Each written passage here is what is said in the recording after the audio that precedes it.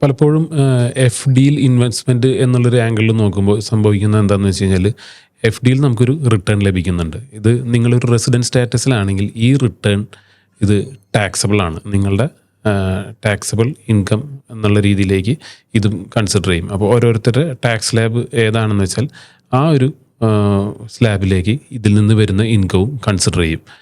അപ്പോൾ സംഭവിക്കുന്നത് എന്താണെന്ന് വെച്ചാൽ എഫ് ഡിയിൽ സാധാരണഗതിയിൽ ഒരു പർട്ടിക്കുലർ ലിമിറ്റ് വരെയുള്ള ഇൻട്രസ്റ്റ് വരുന്നത് നമുക്ക് കിട്ടും. അതിൽ കൂടുതൽ ഇൻട്രസ്റ്റ് വരികയാണെങ്കിൽ അത് TDS എന്ന് പറയുന്ന ടാക്സ് ഡിഡക്റ്റഡ് അറ്റ് സോഴ്സ്, അവർ അത് കട്ട് ചെയ്തിട്ട് ബാലൻസ് എമൗണ്ട് മാത്രമേ നമ്മൾക്ക് ട്രാൻസ്ഫർ ചെയ്ത് തരികയുള്ളൂ.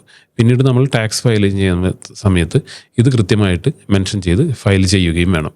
അപ്പോൾ എഫ് ഡി ഒരു ഇൻവെസ്റ്റ്മെൻറ്റ് ആംഗിളിൽ നിങ്ങൾ നോക്കുമ്പോൾ സംഭവിക്കുന്നത് എന്താണെന്ന് വെച്ച് കഴിഞ്ഞാൽ അതിൽ നിന്ന് വരുന്ന ഇൻകം അഥവാ ഇൻട്രസ്റ്റ് വരുന്നതും നമ്മളുടെ ടാക്സ് സ്ലാബിലേക്ക് തന്നെ കൺസിഡർ ചെയ്യും.